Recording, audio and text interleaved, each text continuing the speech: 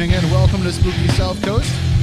Tim Weisberg here, along with the silent assassin Matt Costa, Stephanie Burke, and sitting in with us tonight we have John Brightman. Science advisor Matt Moniz is off tonight. He's tending to some other business. He had an important conference call tonight. Oh, did he? He did. Okay, then. So a little late. Well, he's going to be involved with the Paroween event coming up in Salem. All right. In October. So everybody that's involved in that, they're having a planning call tonight. So we had to be on that call. Okay, so then. I figured, we didn't need to keep him here and keep him away from that. So right. No, we can handle let him it. be involved in that.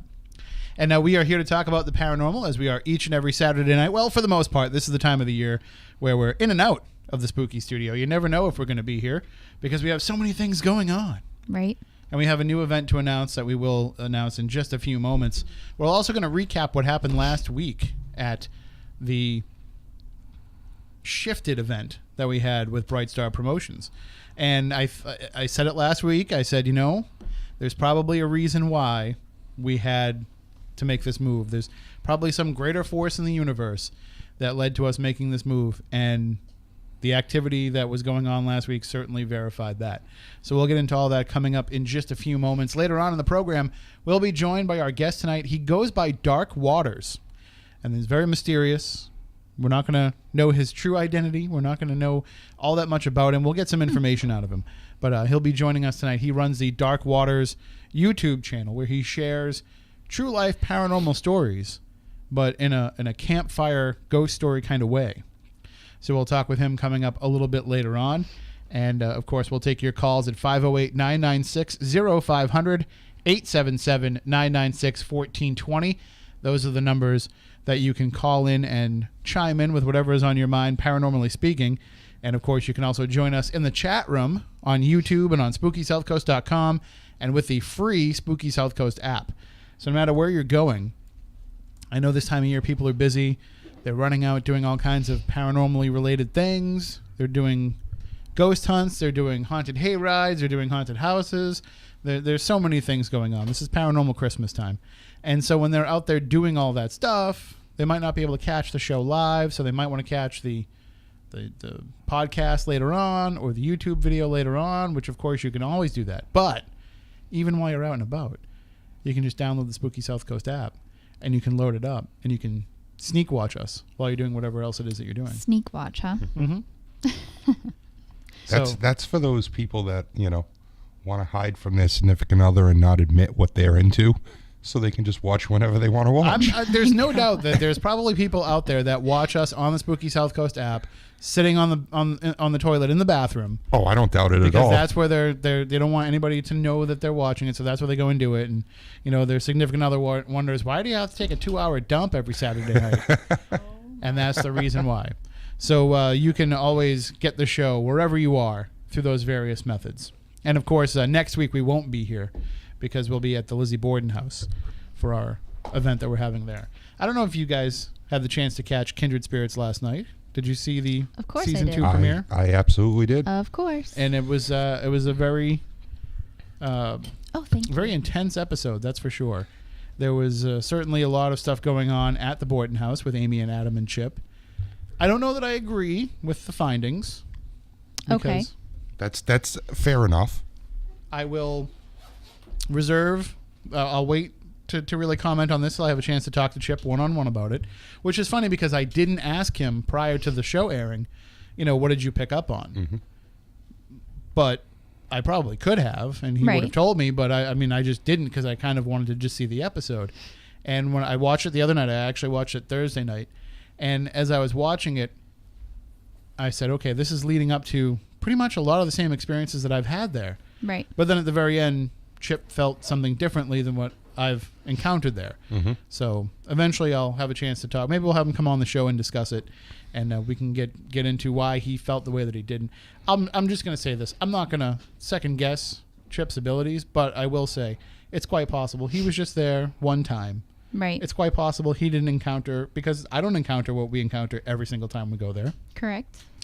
So I'm sure if he had been there as many times as we have been there, he would probably feel a little bit differently about what was going on. I've been there multiple times, and I don't think I've ever encountered the same thing and I've probably been there 5 times, and I don't think I've ever encountered the same thing or had things happen every time either.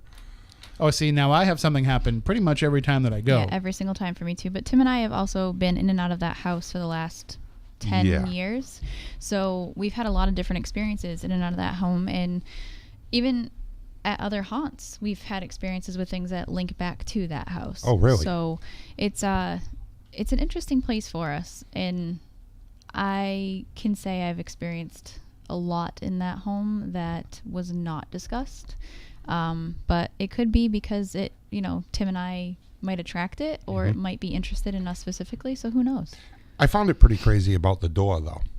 When she was sleeping and the door swinging like that. That was creepy. I mean, the sound that they remade definitely was that door. If it wasn't that door, I'm shocked. And that door, see, when I was watching the episode and Amy mentioned hearing that noise in the room that she was in, I immediately thought that was the sewing machine that's in the next door, because that sewing machine, the foot pedal on that, it's one of those old-fashioned table ones, and that foot pedal is known to go off on its own. So when I heard her say that she heard like a thumping noise, I thought immediately that that's what it was. But when they went and they recreated the sound with the door, now listen, I've been there a lot of times, and I've dealt with that door a lot of times, because that's one of the rooms that we investigate the most, and that's also the room where the children are said to come out of the closet, and you have to leave the closet door open. You had to go there with it, John. You have to leave the closet door open just a little bit for the children's spirits to come out and play. But that door to the room does not open and close easily. It kind of catches on the rug a little bit. Yep. So something had to have some strength, and we have actually had that door kind of vibrate on us, like shake on us in the past. We've also had that one time that Jeff came and really shook it. It doesn't seem like it moves easy. No, it does not. It doesn't. So that was pretty interesting. I will say this too. I've seen the Haunted Towns episode that's going to air on September 26th from the Lizzie Borden house and from Fall River. And I will say, without giving too much away, they are looking for the dark entity. They're looking for the dark thing. Are they? And so it might contradict a little bit? It will, because I think that the dark thing kind of came to play for those guys. I know I've had personal discussions with the guys about that specific entity, and they led on to me that they think that they had some type of experience with it. So I was interested to hear it, just because we've experienced it ourselves, and it's nice when somebody else comes from outside of the area and experiences it as well, because it kind of validates your feelings a little bit. Right. So. Makes sense. And had a lot of the same experiences that we've had there. So I will just give that little tease out for that you will see that on September 26th. And again, Kindred Spirits, it looks phenomenal. I mean, they've really upped the ante from the first season, which was already great. And I think that this episode of Haunted Towns that takes place there also takes a real darker turn compared to some of the other things that we've seen. So we're looking forward to seeing people's reactions to that. We do have a call on the line, so let's take that really fast. Good evening. You are on Spooky South Coast. How you doing? Great. How are you? We are spooktacular. What's on your mind? So there was this spooky camping trip I took, and we were sitting by the campfire, and then in the woods. Sorry, this is hard for me. I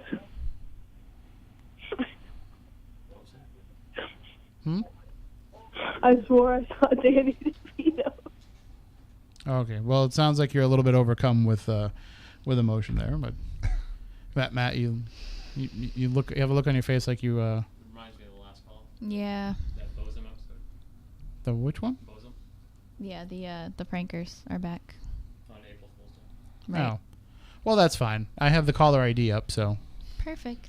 I'll be more than happy to give somebody's phone number away. Sweet. We will certainly do that. We've got the Spooky South Coast fans out there tonight. Let me know. I'll prank them during the show. They're willing to make I'll a few prank calls. them back. Right. All right, well, why don't we get into the Week in Weird with Ashley, and then when we come back on the other side, we'll talk about what happened last week in Winchendon, and we'll also let you know about a new event that just went up for sale tonight, and already people are flipping out about this event. People are already making plans, taking days off, putting in vacation time, so we'll tell you about all that coming up. But let me just bring up Ashley here, and we still need Matt. We got to come in early some week and make If only I worked at the radio station all the time and could just do things. But we need to make Ashley a nice Week in Weird intro. Are you with us, Ashley? You there? Hold on. We just had her. Nope, she's there. Now she can hear us. Hi. Hello. How are you? Good, how are you? Oh, well, we're spooktacular. So, have you got some good story? You had last week off, so I know that there's been some strange news that has come out there. I'm sure you have some good stories for us this week. I do, and one of them is not that crank call. I'll tell you that right now. I thought it was just Cody doing one of his voices. No? I told him not to do that. All right. Told him it was unacceptable. He won't do it again, so he's been reprimanded. But I do have some interesting stories. So we've heard about body sprays attracting people or bug sprays preventing the attractions of mosquitoes. But have you heard of the new Bigfoot attraction spray?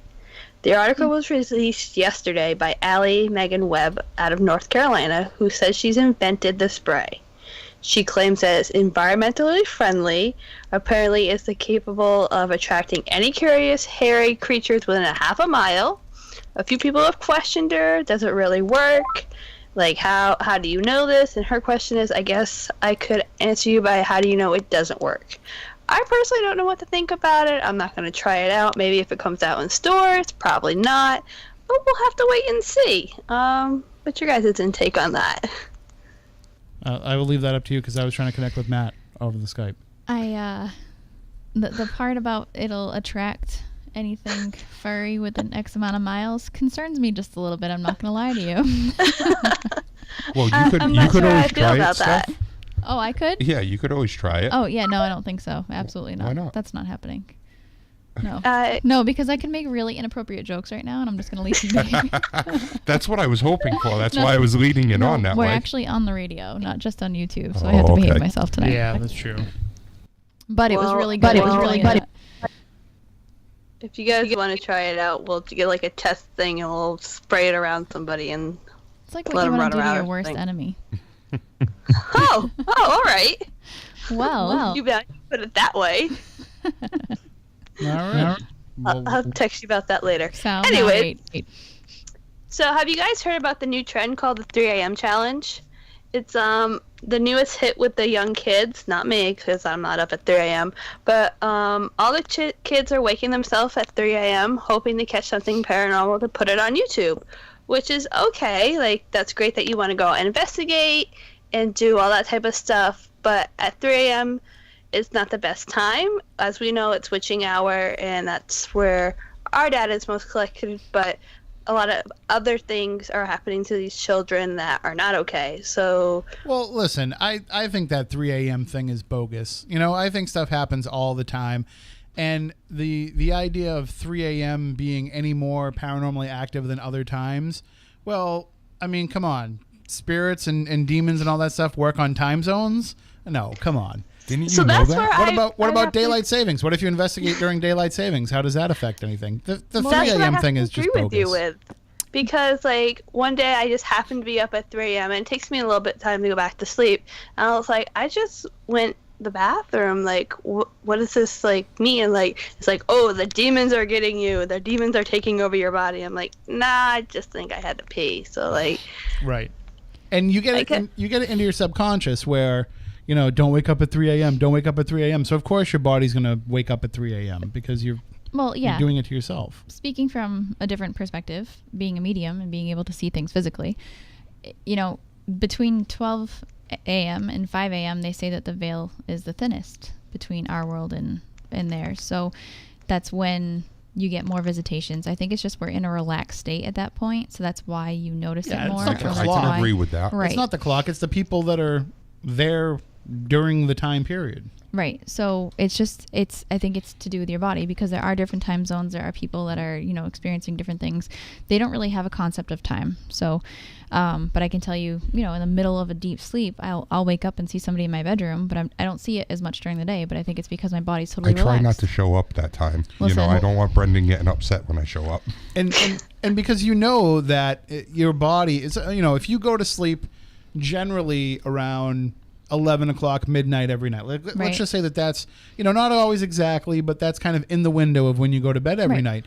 Well, then around 7 o'clock, 8 o'clock, your body already starts the process of preparing itself for sleep. So you're already starting to move up into the beta waves mentally before you even get there. So, and the same thing happens when you wake up. You're already in this heightened state of awareness. So I think that if you are staying up till 3 a.m. or waking up at 3 a.m. trying to encounter activity, you probably will, only because you're putting yourself more into a mindset to get it. And it's not so much, responding to the clock. You can't just say, hey, let's not investigate from 3 to 4. Let's go do an all-nighter, but from 3 to 4, let's turn all the lights on. It doesn't make a difference. But these kids, that's not what they're looking for. They're looking to get the likes and the views. And a lot of them, they're getting either in trouble or they're getting hurt and things like that. So people are trying to put a kibosh to that. So, Well, kids do irritated. stupid things to get on YouTube. Of course. But yeah, so I have that one. And then finally, for all our Ghost Adventure fans, Zak Bagans he's opening his new museum on October 2nd.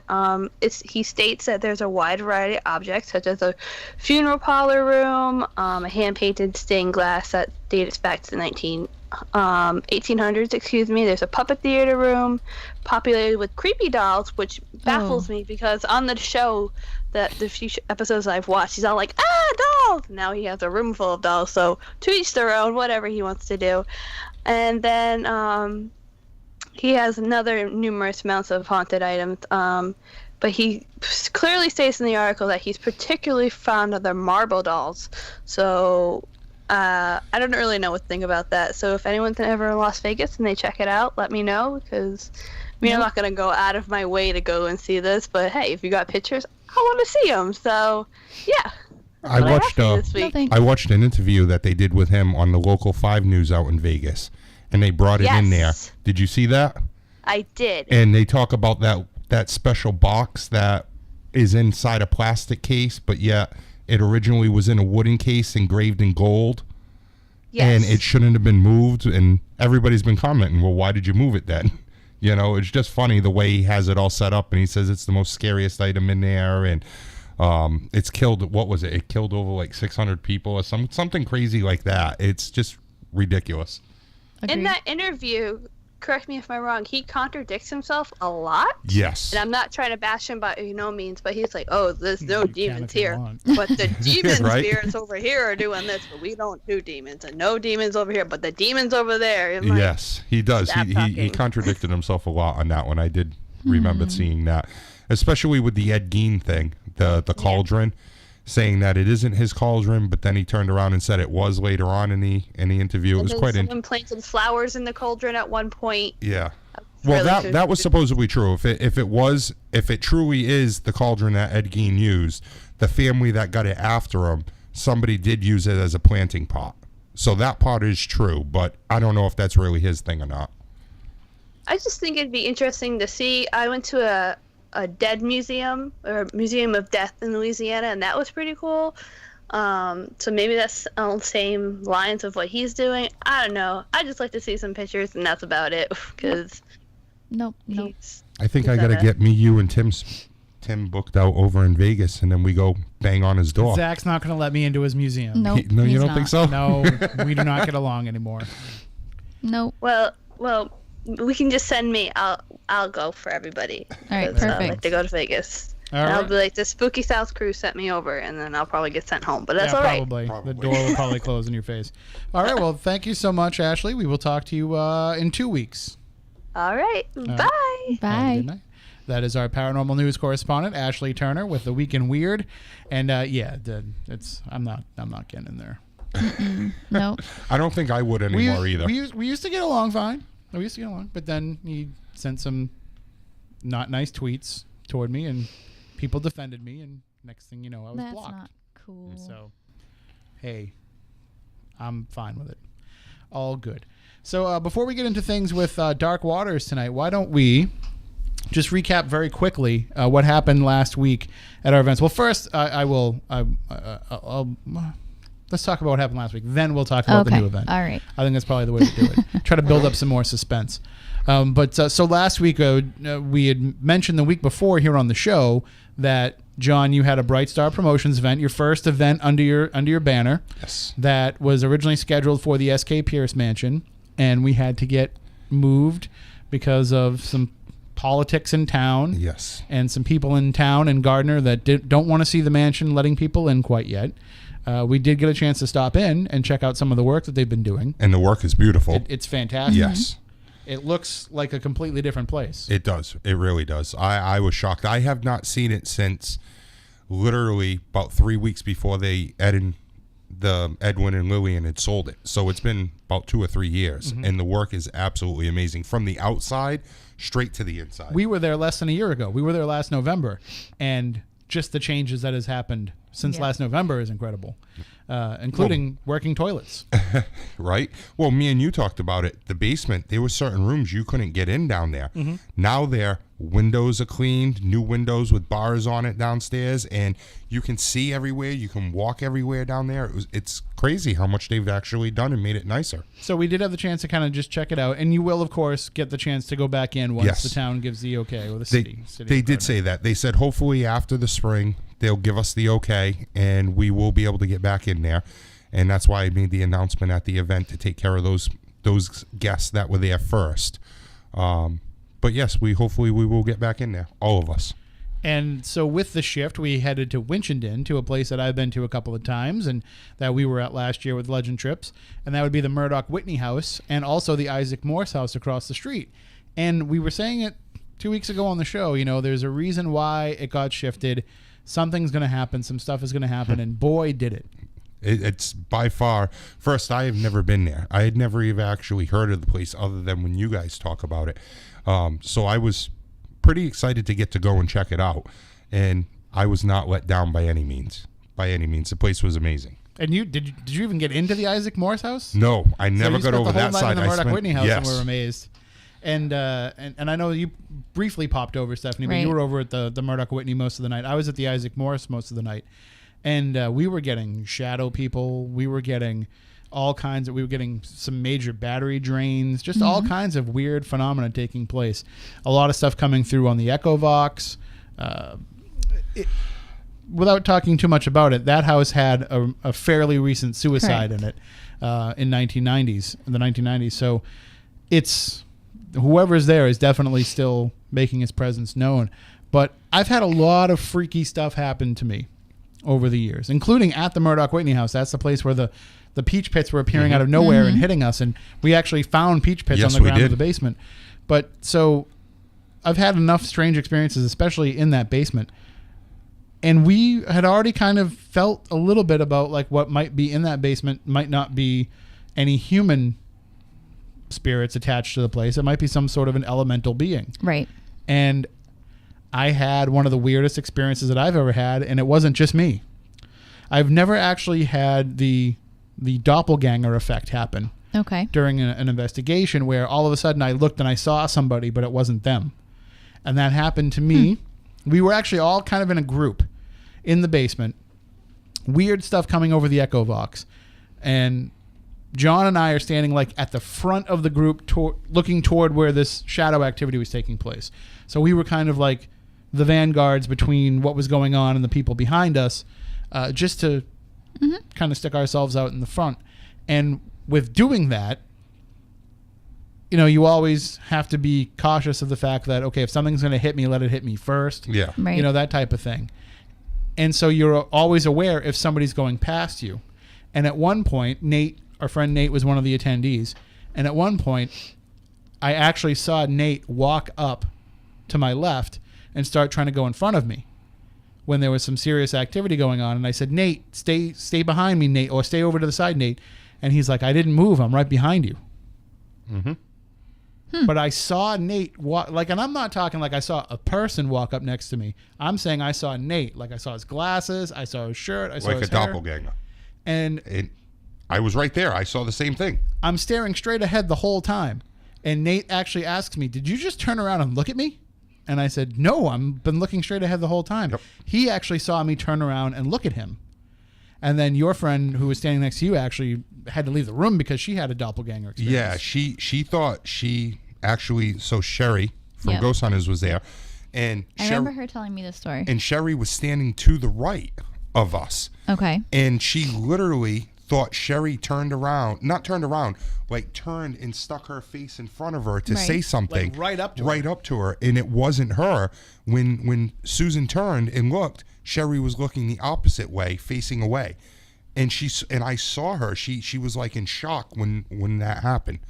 There was something messing around in that basement. Like, I've people. never had that happen where it was like taking the form of the people in the room. It was pretty crazy. That's weird. And then, but what about what we had happen upstairs? Right. We were on the second, I guess you could call it the second floor balcony, and Yep. there was a girl sitting there saying that she was getting pain in her neck, and Susan has one of those Connects. She gave it to Porter. Porter was using it and looked down, and you could see the figure from the Connect with its arm up on top of her, like in her neck area. So Porter then asked it, can you reach out to me? Can you touch me? And you seen the arm, and Stephanie was looking right over his shoulder and saw Right. it literally reached right out to grab Porter and kept extending its arm just to try and touch him. Yep. And at that same point, we were getting some EVPs Right. on the real-time recorder. So it was responding with us and answering stuff. It was pretty crazy. It was very interactive. I really enjoyed We will be going the back entire there. night. Oh yeah. Like the whole night, I was like, "This is great! All kinds of cool stuff's Yep. happening. Echo Vox is calling people by name. Everybody's happy. This is great." And then that stuff happened. I was like, "Okay, this just took a turn. Like it was just strange." Well, what about all the lights going out at the end? Oh yeah. Smart ass. We were having like weird things happen, and then it was funny. So let's back up a second. My friend Susan left. She wasn't feeling good. She went upstairs to get air with her friend. I followed them up to make sure they were okay. Now it's about 5 minutes of 2. I go over to the stairs to yell down. Nobody hears me. So I think it's a bright idea. We'll flick the lights, get their attention. Now Tim can take over and tell what else was going on. So we had enough other things going on. You know, the Echo Vox is going crazy. All this other stuff's happening. There's all these other like anomalies taking place, and then the lights start flickering. So we're like, "Was that you? Can you flicker the lights again?" And they flicker again. And we're like, "Come on!" And we're like yelling, "Is that you doing that, John?" But because it's like the basement is so cavernous and he's up at Right. the top of the stairs, he couldn't hear us. But we were like really like being adamant about it. It was hysterical. You guys heard it through the vents, right? We could hear it through the vents, but at that point, we were like an hour over the time that we were supposed to be gone. Yep. We just kept it going, and I was practically asleep on one of the couches because I was so tired. So I was hanging out with the guests that were upstairs that were kind of just Hanging out because it was out, tired. and they were tired, Yep. and they were just taking a small break because it was the end of the night. It was 2:00 in the morning, so we were giggling about it, and then you came barreling in and told us what happened. So it's always good to have a great time and have fun with the Yeah, it guests. is. And I mean, I made sure I told them too. I Right. didn't let them pass it off. I mean, you guys seen me too. Right. You know, as soon as they came over to the stairs to see if somebody was there, I'm standing right there smiling and going, "Yes, it was me." So, Right. you know, I wasn't trying to mislead anybody. It was just funny because you guys acted on it at first. So I'm like, well, I'm going to keep going with this. And I ran over and told them, Stephanie and Porter, so they knew that I was joking around. And It was a good tension breaker after all the strange things. Oh, that it happened was. down there. Yeah. So it worked out fine. Any other time, I probably would have killed you for that. But because we kind of needed to a little bit of a release there, it worked out well. Well, of course, if you want to join us for any events, we have a whole bunch of things coming up. And as we mentioned at the beginning of the show, we have a Lizzie Borden event next week, so we won't be here. However, we do have 6 tickets left for that event if you want to join Stephanie and myself. Porter Yes. from Haunted Towns and Ty Gowan from Haunt Me are going to be joining us. It's going to be a mixture of old school and new school stuff. We're going to try some Victorian era paranormal communication, and we're going to try the regular stuff that we would do during an investigation. We're encouraging people, if you want to come in Victorian era clothing or steampunk clothing, feel free. And we also have a few rooms left available for that night too. So all the details for that are on SpookySouthCoast.com if you want to take advantage of those tickets. Also, in the time since we've last spoken, we announced Spooky in Salem, which is going to be at the Parson Barnard House, which was seen on Haunted Towns. So that's just going to be myself. Stephanie's out of town that weekend. I am. Everybody's kind of booked. So I was like, well, listen, we want to get into this spot. The weekend is open for them. Let's do it. So we'll have a small group that will be investigating the Parson Barnard house, which you saw in the Salem episode of Haunted Towns. It was the home of one of the reverends that were involved in the Salem witch trials, and there's some strange things that go on there. So those tickets are available as well. But the new event that we just announced tonight, last year we did our Bridgewater Triangle. For the first time, we took people inside the Bridgewater Triangle. Right. And we went to West Bridgewater, and we investigated 3 different locations in West Bridgewater. And we said, we want to make this an annual thing where, just like we do the radio show every year, where we go and investigate the Bridgewater Triangle on the radio, we want to do an event every year in the Bridgewater Triangle where we can go out and investigate different haunted places. And so this year it's come together where we're going to be doing Bridgewater Triangle, Mysterious Middleborough. I love it. And we've got 3 great locations right in downtown Middleborough. We have the Middleborough Town Hall, which was built in the 1870s and is rumored to be haunted by Solomon K. Eaton, who was the architect of the town hall, who likes to go around, and I think he likes to put his hands on the ladies. He does. I had a very interesting conversation with him the last time that I investigated that place. He is, he's not, a mean-spirited guy. He's No. just a little handsy. Yes. And there are some other spirits there as well from Correct. its many years of operation. Across the street from that is the Mayflower Lodge, which is the local Masonic temple in Middleborough, which has a long history of activity, but not a long history of investigation, because they usually haven't let people in to investigate. I believe the Nick Groff tour was the first group of people to actually investigate there. But we'll be there as part of this event. You'll get to check that place out. And what's great about that is it's right across the street from the town hall, so you only have to walk across the street. Mm-hmm. And then the third location, you've seen it on Paranormal Lockdown, and it's become one of the paranormal superstar locations in Massachusetts. Right. The Oliver House, the Peter Oliver estate.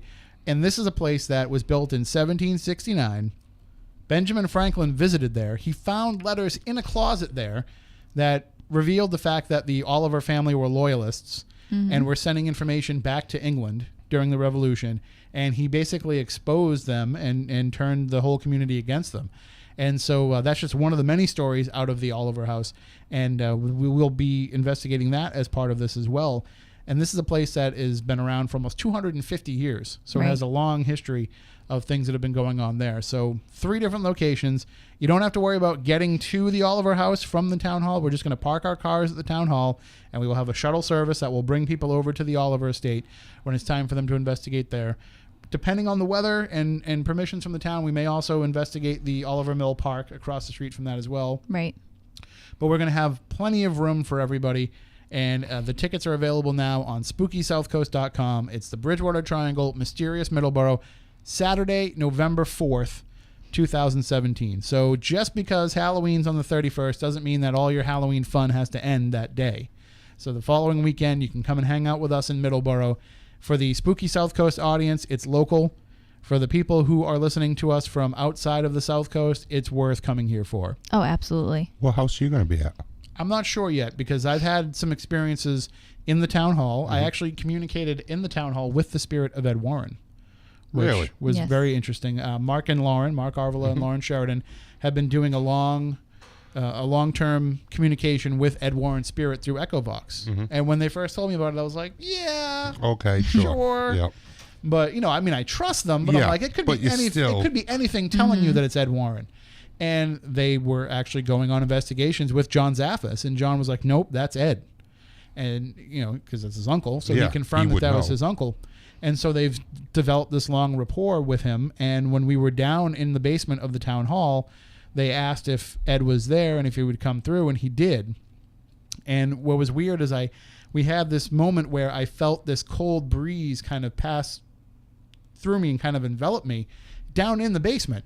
And I was like, well, there's a little humidifier over there, so maybe that's what I felt. Maybe that kicked on. And then I realized, oh, no, wait. Humidifiers kick out warm air out the back, not out the front. Or dehumidifiers. Dehumidifiers. Right. They suck it It's in. to keep the and records kick dry. It out. Yeah. Yep. So we said, okay, well, Ed, if that was you, can you do something else? And he rattled the bookshelf that was in between Mark and I. Really? Very cool. And then we went to the Oliver House. And so I'm getting the walkthrough tour of the Oliver House because I'd never been there before. And as I'm walking through, I actually saw a figure walk across one of the bedrooms as I was coming into that room, and you have to go through a little like dressing closet between the two rooms. And as I'm getting ready to walk through that area, I just saw a person walk across the room. That's where I had my experience in that house too. And it went from where the closet is toward the exterior facing wall. Yep. So there was nowhere for it to go. Right. But it wasn't there when I walked in. So It's a very interesting place. It is. That night that I went, that you showed up for a little while, we had some great experiences that night. I think all of the places are so exciting, and I'm actually investigating the Mayflower Lodge again a couple weeks later with Dustin Perry. We have an event going on there as well. Is that the turkey event? We're having a turkey dinner, yes. Who's cooking? The Masons have a catering service. Oh, okay. So I was hoping it wasn't either one of you. no, we're not cooking. No. It would be bad. Them two, no. I would trust Dustin's cooking. Well, maybe Dustin, but no. Sorry, Steph. I love you to death, but no. You know, I can actually cook. Really? Well and bake well. Thank you very much. I just don't enjoy cooking. And baking, I'll bake anything. It doesn't matter. Okay. Because I've been on the phone with you a few times when you're burning things. No. especially grilled cheese sandwiches. It's because I'm busy talking to you and not paying attention. No, we're having a full turkey dinner. I'm actually doing my first gallery reading in a very long time locally, and we have lectures going on, so it's a little bit different than what we're doing for this. Nice. But I'm excited to spend time in the Bridgewater Triangle November 4th and then come back a little bit later. So those tickets are on sale right now at SpookySouthCoast.com. Don't wait; they will go fast. And I highly recommend that if you want to join us for any of the spooky fun, you jump on it now. We're going to have a lot of fun, a lot of good times coming up in September, October, November. It's Paranormal Christmas, as we call it. And what is this time of year without good stories, without hearing good tales of the strange and the unusual? And so joining us tonight is our guest. His name is Dark Waters. He burst into the paranormal community in 2015 and has taken it by storm with his one-of-a-kind storytelling abilities. Hailing from New Orleans, Louisiana, a paranormal hotspot, Dark's down-home southern vernacular, combined with his smooth voice and outgoing personality, have quickly made him a household name. He's been on all kinds of other shows, and he joins us now for the first time on Spooky South Coast. Dark, you with us? I'm here with you guys right now. Can you hear me clearly? Yeah, we hear you great. How do we sound? You guys sound amazing. All right. See, modern technology, sometimes it works. Absolutely. So I have to say that you might be, I'm trying to think back in all the years of all the shows that we've done. We've done over 500 episodes now. I don't think we've had anybody that went exclusively by a pseudonym. Yeah, I do go exclusively by a pseudonym, and to explain to you why I do that, because I have several other entrepreneurial ventures that I'm into, and it's better for me to keep myself from being labeled or in a particular way, so I do it that way. But I also like the fact that, you know, just having that sense of mystery kind of keeps it cool and keeps it interesting too, because if you can keep that sensibility about you as you're telling these stories, it kind of just adds to the effect. Yeah, it does, but also my real name has been out there from day one. I mean, it's on my original website. It's been there since I started. It's just that I kept with Dark Waters. Because it's building my brand around Dark Waters, so and it really suits what the personality that I have. I love it, and so with this, with creating this identity for yourself, with creating this site, which people can go to at Dark Waters, IamDarkWaters.com, and also through the YouTube channel, you're basically taking things back to what it really is all about to begin with. I mean, people want to go out and have paranormal experiences. They want to go out and capture evidence. But in the end, everybody kind of does this because we like that moment of freakiness where we kind of just say, whoa, did that just happen? Or, you know, is this even possible? And so you're bringing us back to that original feeling that we felt the very first time. Absolutely. And to be honest with you, what I really do is I try my best to capture the total and complete essence of the person's encounter. Like, I was just listening to you guys talk about the doppelganger experience that you had where you were doing an investigation. It would be great for me to recreate that story. And just to give your audience an understanding of what I do, since I've started this, I've had a public phone number. The number is 504-603-1630, right?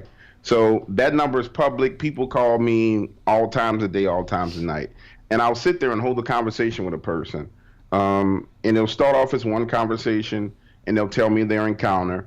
And if in that first conversation I hear things that indicate that they're telling the truth and they're not just BSing me, we have about 5 or 6 more conversations in which I go through a process of looping that person over and over and over again and testing their story. And in the process of testing that story, every emotion, every bit of emotion that that person felt comes out. And so I've literally memorized their story.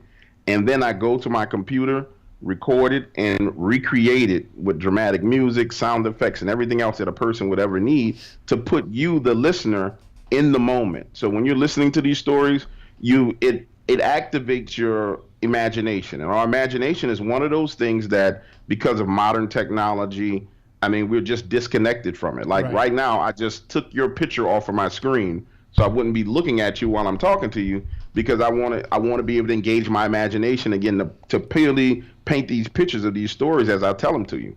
And that's one of the things that people, as human beings, we're losing that imagination. We're losing that visualization that is a God-given gift for us because of modern technology. And so what happens is someone listens to one of my stories, there's no pictures flashing on the screen. If you close your eyes, you actually see what was going on and what happened. And, you're absolutely right. I mean, we do this show here, and we have the webcams and the spooky TV, and that's the way that people want to consume their content now, and it eliminates the whole idea of the theater of the mind.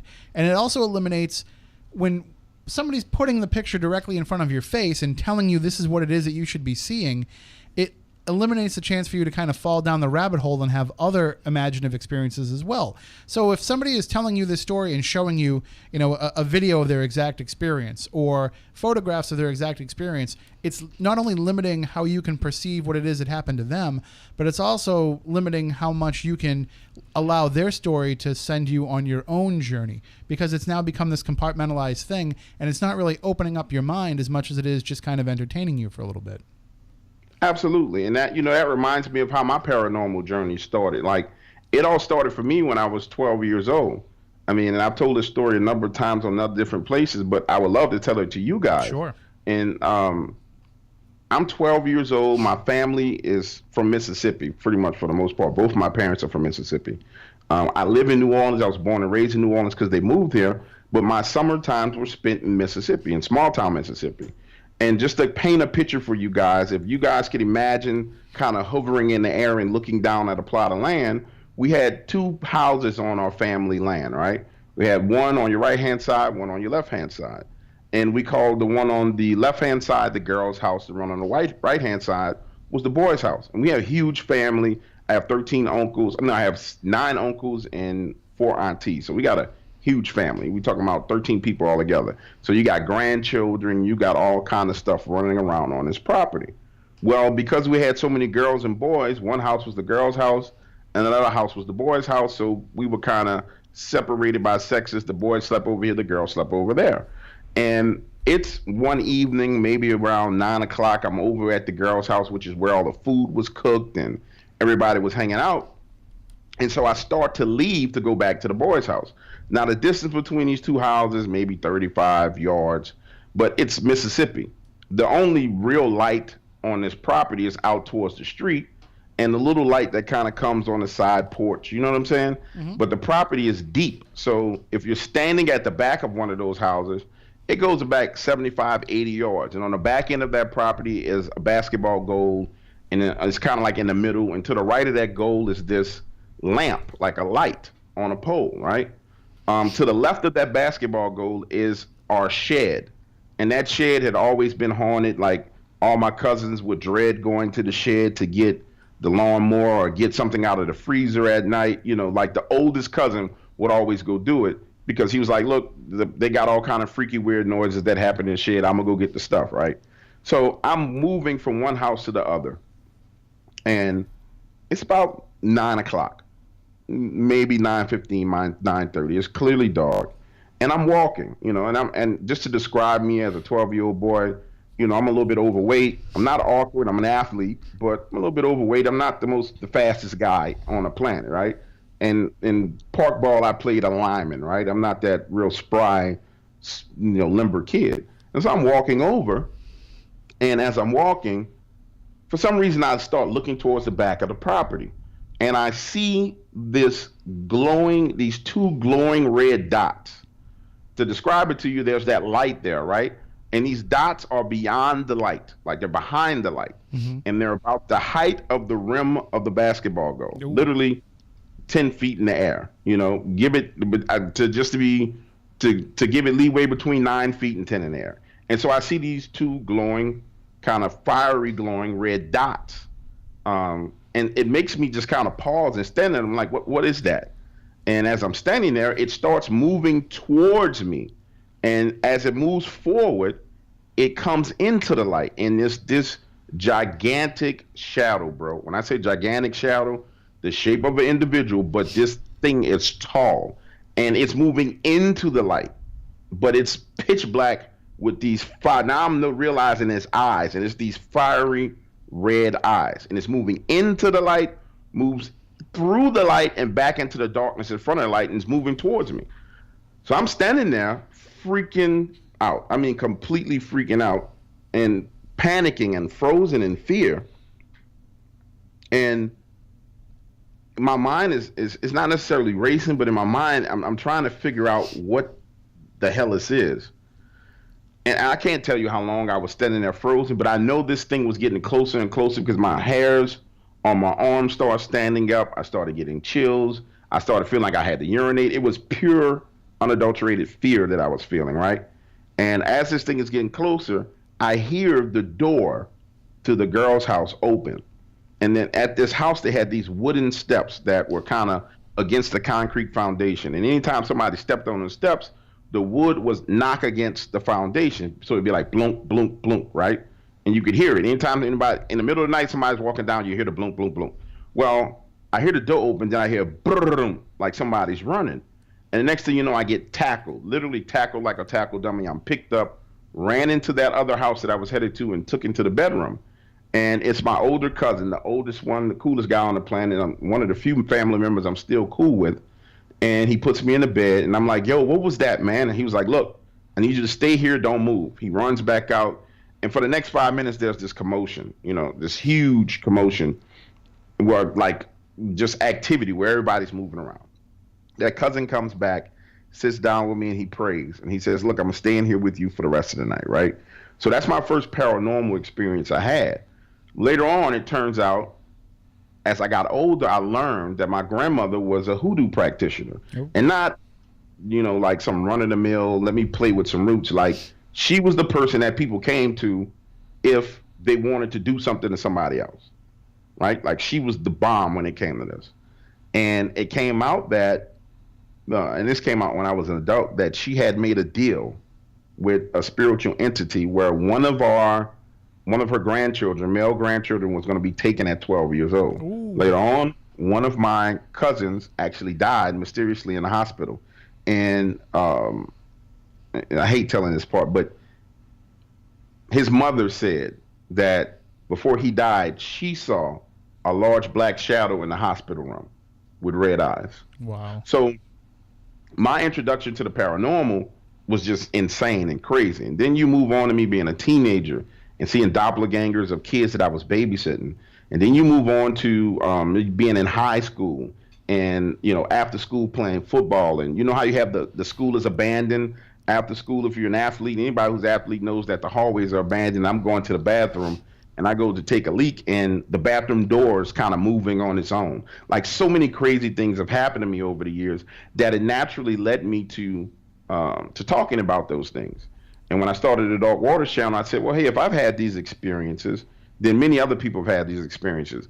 But I wanted to approach it from a respectful manner where it wasn't necessarily about whatever entity it was, but it was about the individual who had the encounter and who had the experience. Because it's very hard for anyone to relate to something that's not alive, whether it's a ghost or a demon or a dog man or a Bigfoot, whatever it is. We necessarily can't relate to that, but we can relate to the human experience that we all have. We all can relate to fear and dread because we all felt it. And so since I've been doing this as Dark Waters, I've experienced things that, some things that I've talked about, some things that I haven't talked about. I've experienced things that are completely insane just from talking to people on the phone, I've experienced, complete insanity. Complete insanity. So as people are contacting you and sharing their experiences with you, whatever it is that's plaguing them has kind of also turned its attention to you because you've become involved in the situation? Absolutely. Absolutely. And, I never anticipated that, bro. It's kind of like when you start doing something, you have a vision for what it is that you want to do, right? You say, and you set these parameters, right? And these lines. Me personally, you guys literally go into haunted places. To me, you guys are the baddest of the baddest, right? Like, I could never do what you're doing. I'm telling you right now. There's 3 of you guys in there. You way more brave than me. I'm telling you now. But I draw these kind of lines in the sand, and I say, okay, there's certain things I'm going to do and certain things I'm not going to do. And those lines just got blown past because I never anticipated that by talking to someone that I would experience paranormal activity from talking to someone. It just never crossed my mind that would happen. Call it ignorance, call it whatever. Let's just call it ignorance because that's what it was. I never, ever imagined that would happen to me. And it's happened in so many different instances. The worst instance is that right now, literally, I'm plagued with acid reflux. And I'm not talking about regular, I burp every now and then. I'm talking about acid reflux to the point to where you feel like you have 2 heartbeats. Like your stomach is palpitating and moving. You feel like you have 2 heartbeats. And all that started based on me talking to this young lady whose family had what I thought was just a generational curse on them. And she calls me and she's like, hey, Dog Water, sweetest woman in the world. And I was in Dallas at a cigar shop, and anybody who knows me know I love smoking cigars. And I'm smoking a cigar, and she's like, I just wanted to tell you my story. And guys, we go into all these things that's happened in her family. How they would get a new car and the car would get wrecked. And when they got their brand new house, there was immediately a kitchen fire. And I'm like, okay, you guys got some kind of curse on you. And she started talking about, her family has been this way for a very, very long time. This is always all she's known since she was a kid was these disasters. Now, she didn't really want her story told at that point in time, so it was just her confiding in me. So it was just kind of like, I want somebody that I can share this story with that will believe me and won't think I'm crazy. So, we're talking for like an hour.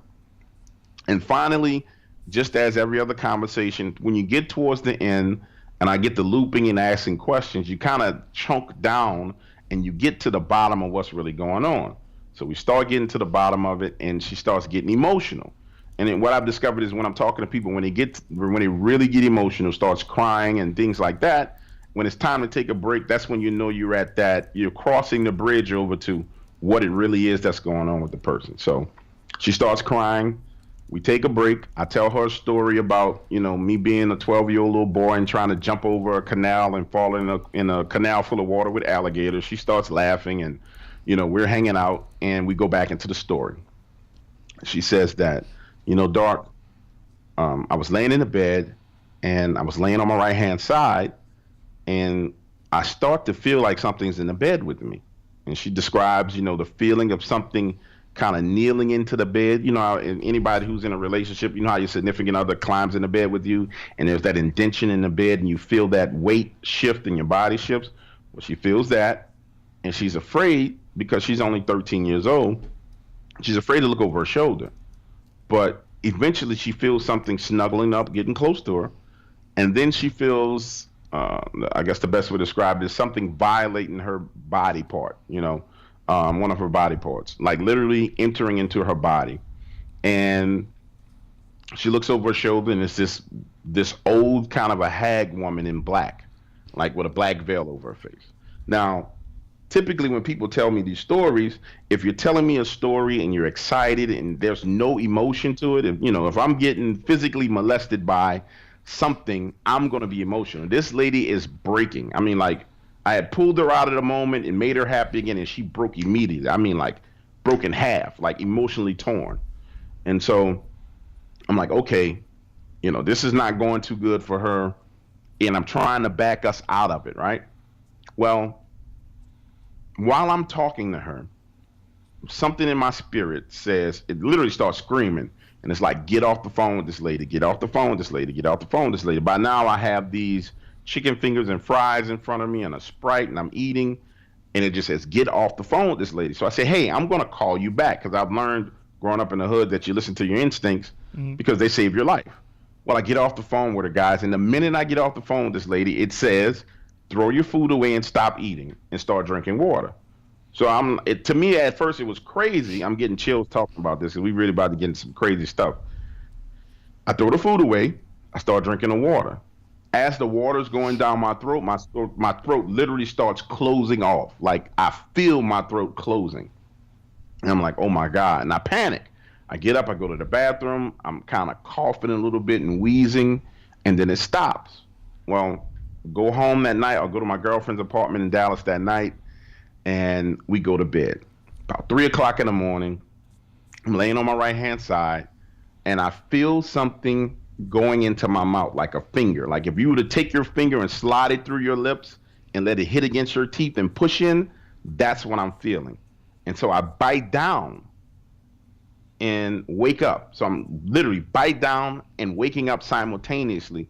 And I have this nasty, earthy, metallic taste in my mouth. And I'm freaking out because I'm thinking I just bit my girlfriend's finger or something. Because I'm like, okay, so I roll over. I'm like, babe, are you all right? And she's like, look, go to sleep. You waking me up. Why are you waking me up? What's wrong with you?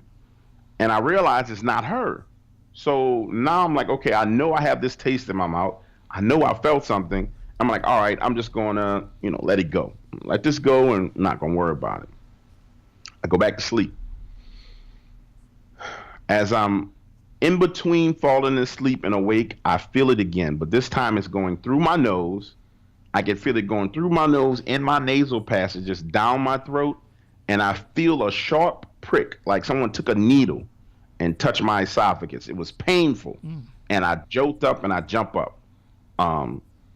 And as I'm jumping up, I'm simultaneously grabbing towards my nose, like right, like if you were trying to grab a hand. And when I grab, I feel something tangible. This freaks me the hell out. When I tell you it freaks me the hell out, I'm through. I sit straight up, I get up out of the bed, and I know something paranormal is going on, right? I go out to the balcony, and at this point in time, I didn't understand spiritual warfare, and I didn't understand the prayers I needed to use to protect I didn't know anything. At this point in time, I was still ignorant to how to protect myself. And so I go out on the balcony, I grab a cigar, and the only thing I could think to do was I type on YouTube, I type in preachers, and I put on some headphones, and I just play like random pastors talking in my ears. And at this point in time, it's like 4:45, 5 o'clock in the morning. I stay out there until the sun comes up. And then I go back inside, right? She's getting up and, moving around. I'm going to bed. So that very same evening I leave, come back to New Orleans. She calls me that night about 12:30. And she says, babe, I thought you were in the bed with me because I felt somebody climb in the bed and then touch on my face. And that really angered me. When I said that angered me, because I talked to a woman, and I was trying to help her, by the way, because I was referring her to a demonologist. And I think that's where, whatever this entity was got pissed off, is because I was trying to help her. So now you're messing with my girlfriend. So I end up reaching out to the same demonologist. He gives me the prayers that I need to do. And I really start taking it significantly more seriously about protecting myself from things happening to me.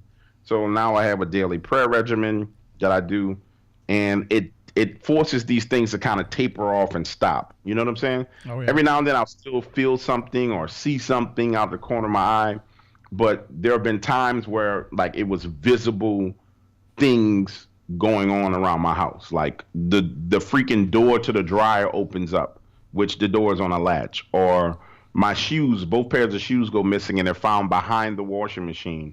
Absolutely no way they got there. No way whatsoever. Just crazy stuff has happened. Well, listen, I was supposed to stop and take a news break, and I was so hooked, I made the executive decision to say, screw the news. We're sticking with the stories. But I do have to just really fast, I just got to fire off the legal ID just so that we can be in compliance. So we'll be back in about 10 seconds with more with Dark Waters here on Spooky South Coast.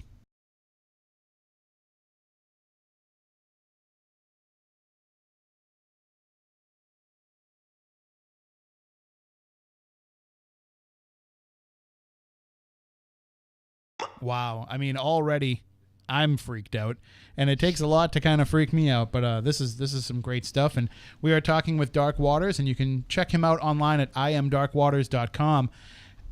So with knowing how to protect yourself now and with taking those steps, has it subsided at all? Has it kept at least some sort of a barrier up between you and this stuff, or are these things still coming after you? No, absolutely. It keeps a barrier up, but it's it's like maintenance on how you have to change your oil on your car and rotate your tires. Sure, and yeah. It's maintenance that you have to do. Because when I first started doing it, it was kind of like I did it for the demonologist told me, he said, do it for 3 days and everything will stop. So I did it for 3 days and I went back to doing what I was doing and boom, it starts again. And so the next thing that happened that really made me realize that I have to consistently do this is my son is here. And I have 2 sons. I'm a single dad. I went through a divorce. So my son is here with me, right? And they have bunk beds. My youngest son is 12. The oldest one is 13. So I'm laying in the bed. My youngest son comes in the bedroom, hops in the bed with me and wakes me up. He says, Dad. I'm like, what's up? He was like, something kind of weird and crazy happened and I need to talk to you about it. I'm like, all right, what's going on? He's like, well, I was sleeping and I felt like something was in the bed with me. And then it told me that no one can save me. And I was like, what? He's like, it told me no one can save me. He was like, look, Dad, you told me that you believe in the paranormal. If anything freaky or weird happened, to tell you. Mm-hmm. I'm pissed off again, right? So I literally go in the room. I get my other son out of the bed. I put them in my bedroom and I sit in that room and I pray, dude, for like 3 hours. I mean, I'm nonstop praying because I'm angry and I'm like, this is not going to ever happen again. This will never happen again. So I prayed for like 3 hours. And in that room, while I was there, the room was heavy. Like, and you guys are ghost hunters and you've been in rooms where you can feel that negative energy. Oh, yeah. So I know you guys can relate to this. It's negative energy in that room. And I pray until it goes away. And I come back in the room and get back in the bed with my 2 sons. And the following morning, my son is like, well, I don't know if I want to sleep in now. And I explained to him, I said, listen, I said, here's the prayers that you need to say every day. And here's the prayer that your brother needs to say every day. And the one thing you can't do is I don't need you to be fearful because these things feed off fear. I say, so say your prayers, believe in God, and go to bed. And so they say their prayers every night and they go to bed. And we haven't had any problems. But now I don't have problems because I keep my hedge strong, like super duper strong. Like not, you know how people in church call it, like in a black church where I grew up, they call it backsliding. They'd be like, God loves the backslider. The pastor's up there, they in the name of Jesus, they clapping and singing, mm-hmm. and they call it the backslider. And they say, when you backslide into sin and doing things that's wrong. Well, what this has taught me in doing this and helping people and talking to people, it has strengthened my spirituality to a whole nother level because, most people have doubts about, is God real? Does God love me? Does God even exist? When you see the kind of stuff I've seen and experience the kind of things I've experienced, you know that evil exists. So, God has to exist. So therefore you lean on that. And I lean on it heavily now. And it's been one of the greatest blessings I can honestly say that's ever happened to me as a man. I mean, it's been a blessing and a curse, but it's been a blessing. It's almost like, though, at the same time, these things know that to get you, you're making these steps to strengthen yourself against it. But it's like, okay, well, we're going to go after the one thing that we know will hurt you more than anything, and that being your loved ones. Was there ever any time that you said, maybe I shouldn't stick with this? Or were you seeing it as a challenge of, hey, this is your calling and you're not going to let anything stand in your way? No, because I don't worry about it because my prayers include my loved ones. And the prayers that I use are for me and to build a hedge around them. And as long as I'm consistently praying, nobody's having an issue. Now, it puts a burden on me to make sure that I consistently do it. And then also you got to understand is I have a boundary box, a very strong boundary box when it comes to certain things now. When it comes to demonic stuff, dude, if somebody calls me, like, let's say you guys start talking about demons right now, I might get off the interview with you. I might literally be like, okay, guys, this was great. I'm gone. Holler at you later. Like, you can't, everybody knows, don't call Dark Waters with something demonic, because I'm going to hang up on you. Because in my mind, I don't know, I literally do not know if you're under the influence of something demonic, and that demonic influence is using you to get to me because I have a huge voice and it wants to get attention via me telling its story. I have no way of discerning that. And so I don't even put myself in that situation. Like, I don't put myself in a situation. I won't put myself in a situation. So when someone calls about something demonic, you can cancel Christmas. A guy called me last night on our live stream, and he was telling his story. And one of the things he said was, hey, DW, I know you don't do the demonic stuff, but I'm going to tell you this incident. I'm going to leave all the rest of the stuff out. And I was like, good, bro, because I was going to hang up on you. And, so I have my boundary box. And when it's demonic, we put that stuff in a box, we wrap it up, we throw it in the ocean. We don't talk about it in the Dark Waters family. But being from the New Orleans area, you probably encounter some darker things on a pretty regular basis. No, not necessarily. Not necessarily. New Orleans is a what I call a place where paranormal is the norm. Mm-hmm. And when we start talking about New Orleans, you have to understand the culture of New Orleans. Like, if you ever been here and you understand the people and how friendly and how outgoing we are, when it comes to the paranormal, it's an everyday thing here. So you'll go to someone's house for Thanksgiving or for a Saints football game, and they may just be talking, and somebody will say, oh, yeah, that door was opening and closing again on its own. And it's talked about casually, right? So the people who share their encounters here, it's not something not cliche. It's not something taboo to us. So me personally walking down the street, am I experiencing shadow men and all the rest of this? No. Well, I experience more stuff based on doing the work of talking to people than just living here. Now, when I start telling you stories about people who live here and the things that they've experienced, it will scare you to death because they experience some really, really weird paranormal stuff. But just for me on an everyday basis, while I'm going to work, while I'm going to the football game, I can never say that, it's just like paranormal stuff is just chasing me down. Shadow men are grabbing my behind while I'm walking down the street. That's just not happening, bro? Well, I spent some time in New Orleans last year, my first time ever down there. And I have to say, coming from the Northeast, the always cynical Northeast, there's a lot of coldness here. And I don't mean the weather. I mean like toward each other. And when I went down there, it's exactly like you said, the nicest people in the world, almost to the point like I wasn't sure I could actually trust how nice people were. I was like, wow, everybody seems so abnormally nice. But you definitely feel that. And I actually felt like just a couple of days that I spent there and some of the very limited things I experienced when I was there, I feel like it made me stronger to go up against the stuff that I go up against. And I try to carry a little bit of that spirit with me, no pun intended, when I go into these things. So I can see how, you can be molded into being the person to share all this and having that be part of what is kind of running through your veins and helping you be so strong against this, because you definitely pick up a vibe there of, yes, this stuff happens, but we're not letting it get the better of us. That's for sure. And that's the New Orleans mentality, man. You gotta understand, New Orleans is a city that's been through trauma and turmoil and everything else, but we party on, we live on, and we live our lives. So it's one of the things that paranormal is incorporated into our lives. It doesn't dominate our lives. And that's the best way to see it is that it's incorporated into our lives. If you ever been on Bourbon Street and you're walking around, or you've been in the French Quarters, you'll see people doing ghost tours and they're touring places and sharing the paranormal experiences that people have had. Which, by the way, reminds me of another story. There's this place called, and you guys were talking about something like this earlier, but this one is crazy. There's a place called Sabiza's Cafe on Decatur Street. Decatur, yes, Decatur. Decatur or South Peters, one of the two. But anyway, it's in the French Quarters, and a friend of mine was the owner of Sabiza's. He sold it because the minute he bought it, his businesses started taking a downturn, and people told him it was a cursed place, and if you own it, it's going to destroy you and your family. And it turned out that he sold his interest in it because his businesses took a serious downturn after he took possession of it. But when he took possession of it, him and his partner, it was around the time where I was starting to do the Dark Waters channel. So him and I out smoking cigars, and I'm telling him what I'm doing. He's like, listen, bro, Sabiza's is pretty haunted. Actually, it's probably the most haunted place in the French Quarters.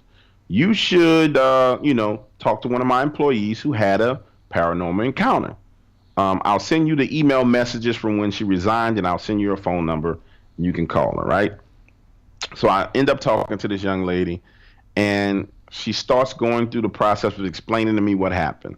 She starts off and she says, Dark, I'm going to tell you this. When you go to Sabiza's, you will notice that there are no females that work at the restaurant.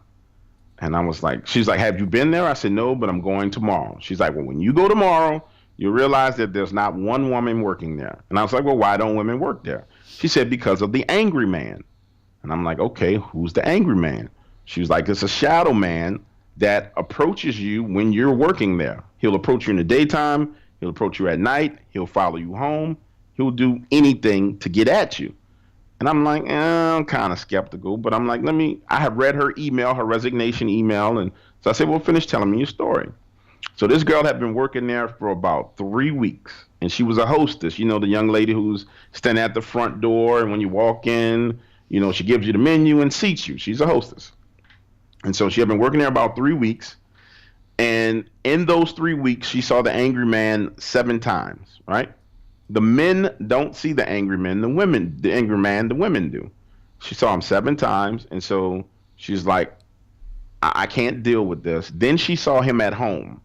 So she started to stay with her boyfriend in Mandeville. Now, to explain to you guys the distance between New Orleans and Mandeville, you're talking about 60 miles away from downtown New Orleans, maybe 75 miles away. So she goes to stay with her boyfriend in Mandeville. He's got a big house, a swimming pool, and she feels pretty good. She goes swimming broad daylight on a Saturday. She's in the pool swimming. She's doing laps on the water, and she goes to the far end of the pool, and she's headed back and swimming towards the other end of the pool. And if you've ever been underwater and you know how you kind of look up through the water and you'll see a person standing there, but the water distorts your vision.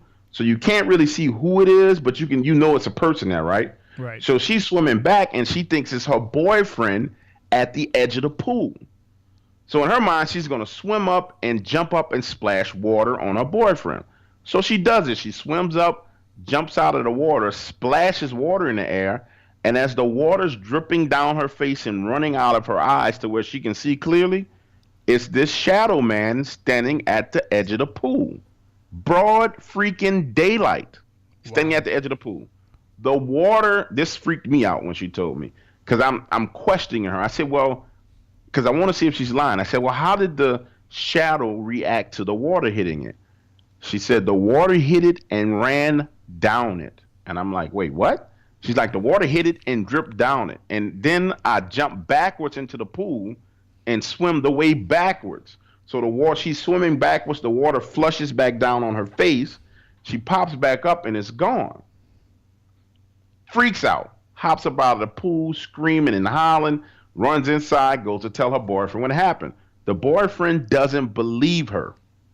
Like, he's like, yo, you bugging out. Like, you losing your mind. They go to bed that night. They're in the bed together. She's laying with her head on his chest. He's laying on his back, and he's falling asleep. And he opens his eyes. They got the light on in the room, like a little lamp light on the room and the TV on. He opens his eyes, and he sees the shadow man, the angry man, standing in the doorway. Ooh. He completely freaks out. I mean, like, he's like, oh, hell no. Hops up out of the bed. By the time he moves from out of the bed and gets to the door, because he's thinking it's a person, by the time he moves from the bed to the door, it's gone. And so he explained, they start talking. Now he believes her. And they're going back and forth. And he tells her, look, you are going to quit this job. You're done. Done, not going back. Like, you better go get a job working at Applebee's. You're done. And she quits the job. Never went back down there. And if you go to Sabiza's today, I promise you, there is no woman working at Sabiza's. Like, if you want to do an investigation, go to Sabiza's and do an investigation. There's no woman working at Sabiza's. Well, Stephanie, if we go back with the Strange Escapes cruise, if I get invited, I haven't gotten invited yet. If I get invited and we'll be leaving out of New Orleans, we're going to have to tell Amy Bruni that you have to go. And I have to go. My co-host Stephanie here is a psychic medium, so I'd be very interested in seeing if she can pick up on whatever that is. Right. Well, I also have the lovely ability to be able to see spirits physically, no matter if they show themselves like that usually or not. So that would be pretty interesting. Well, I'm not it's really- my understanding that the angry man likes attractive women, Stephanie, so you're going to get hit on, babe. It's going to get at you. All right. Well, it wouldn't be the first time, so we'll have to see what happens. But well, I think you're still down in the area yourself. Yep. We're gonna have to I'm hook here. up with you when we get down there, because I would love to sit and talk with you in person.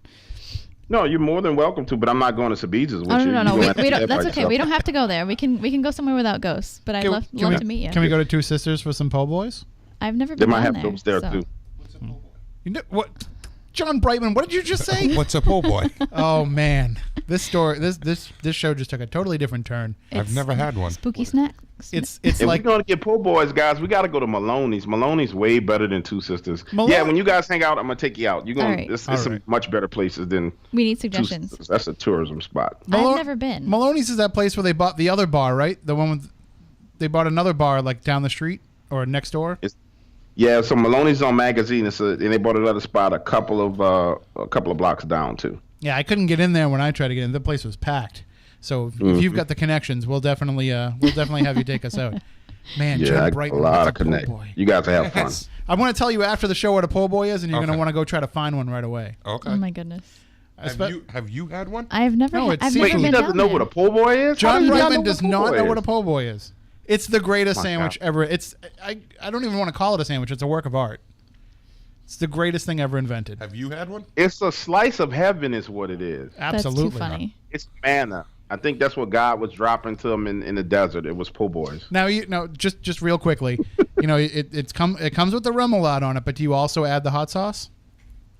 Yes. Absolutely. See, I See, can't do hot sauce. it's all right. You don't need to. You don't Okay. have to, but it makes it better. All right. And if you want to run his blood pressure up, you need to get him a hot sausage po' boy or a shrimp po' boy. Run your blood pressure up. You're going to go back to your hotel room and go to sleep. Oh my goodness. I'm gonna wait to give him the full description, because otherwise he'll get hungry during the show and immediately try to take off to find one. So a lot of these stories that you've heard, I know that you've heard, and again, because these are people's real life experiences, I hate to kind of use the word genre, but you've heard of all different types of activity. It's not just shadow figures and ghostly entities. You've heard of some pretty strange stuff.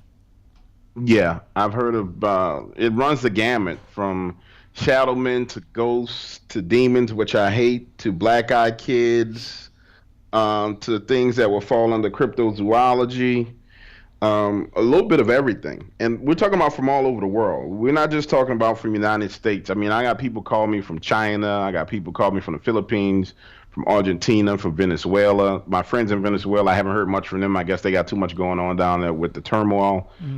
People from the Caribbean. I get calls from all over the world and emails from all over the world, people wanting to share their stories with me.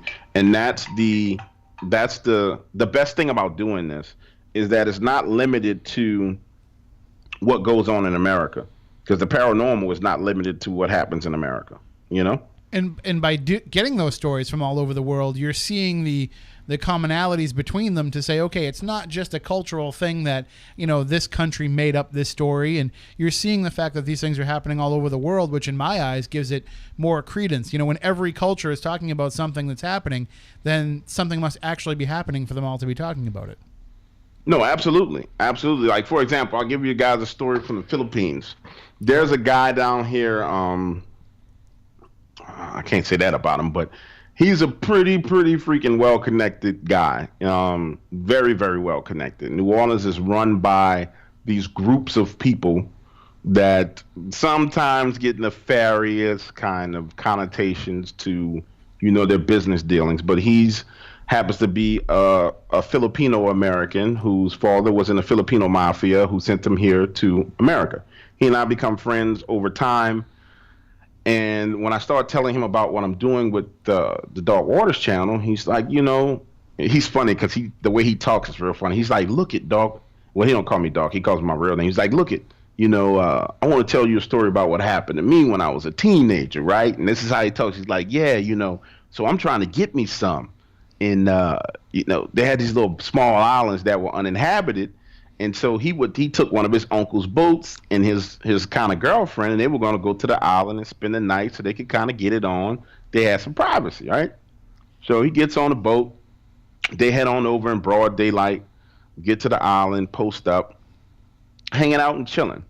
It starts to turn dark, and they literally hear what sounds like a woman screaming, screeching and screaming, like wailing is how he described it. But he's in the process of trying to get him some. So he's, telling her, nah, that's just an animal. And that's how he's telling me. He's like, look, I was trying to get me some, so I'm not worried about it. I'm just like, look, that's an animal. So they end up laying up on the beach, and they're relaxing, and they're chilling.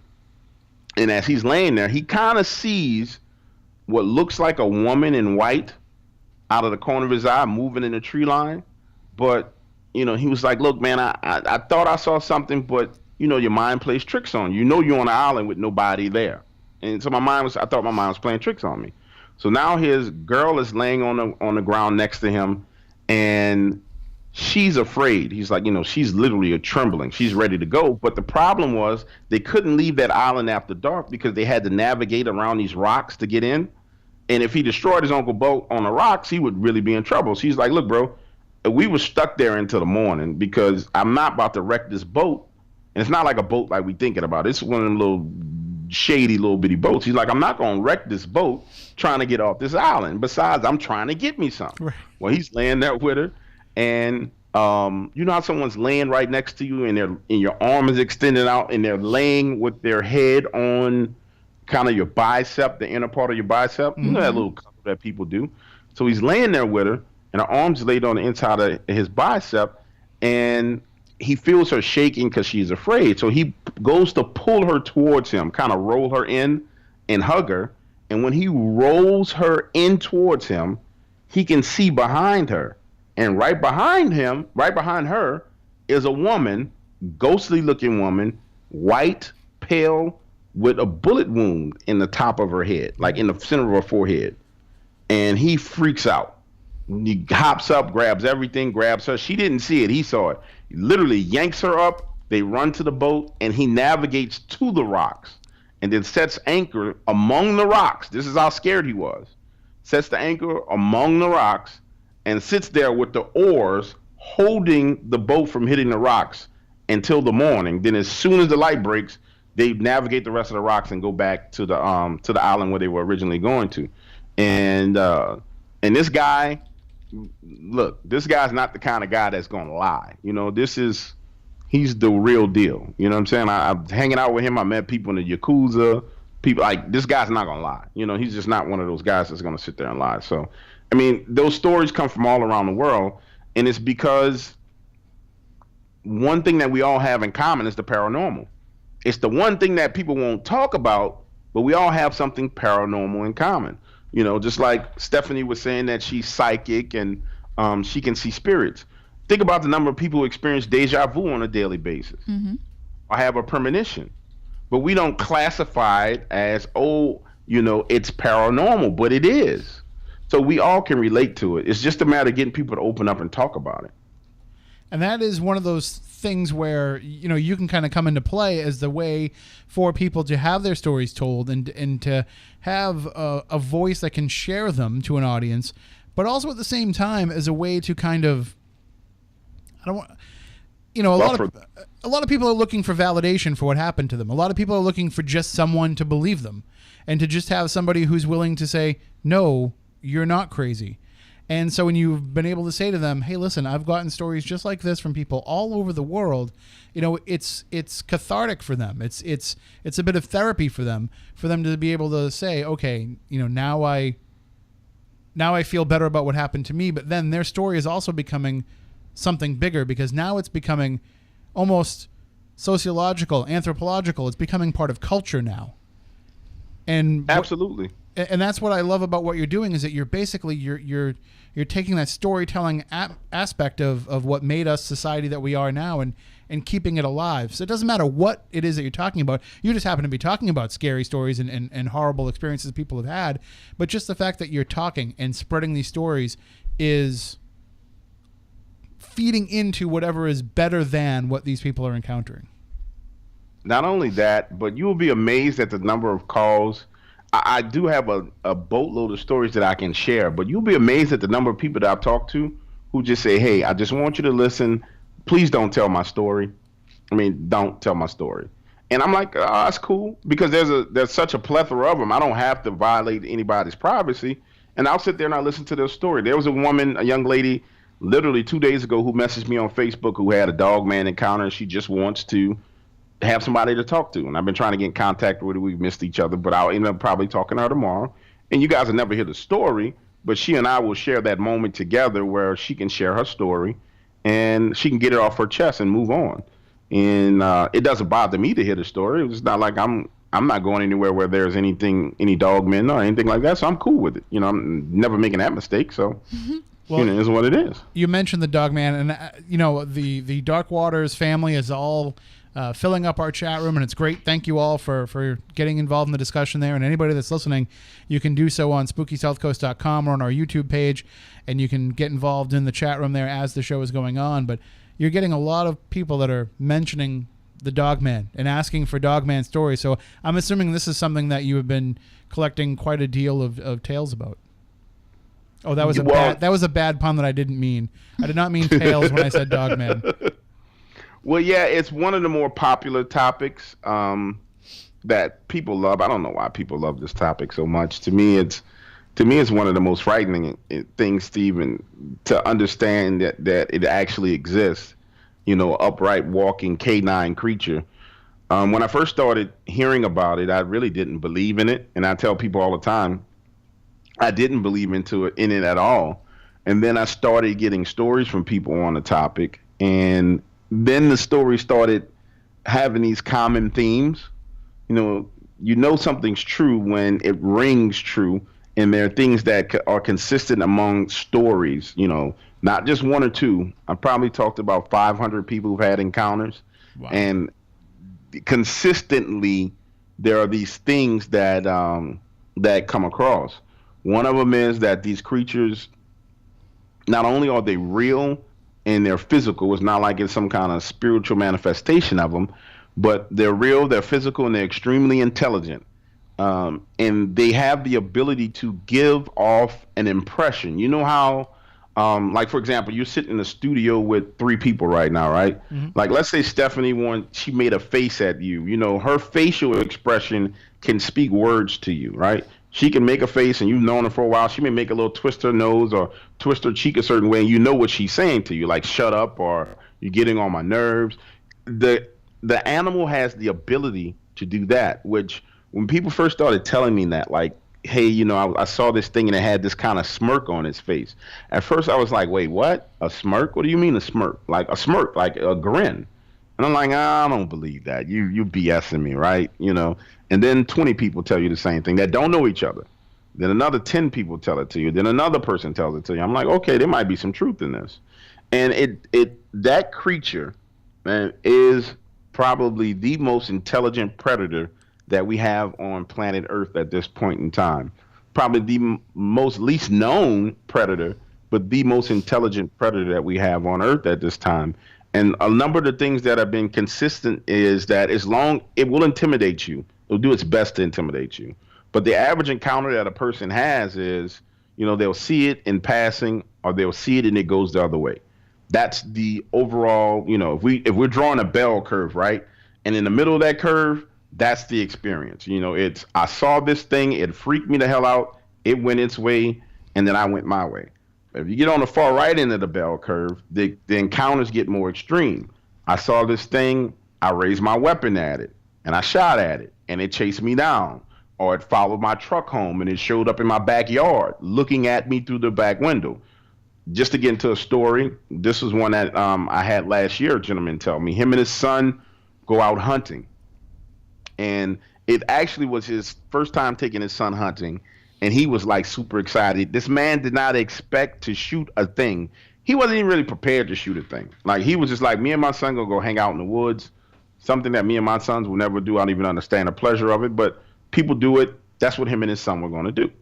They go out to the woods, they get into this little hunting blind where they're together.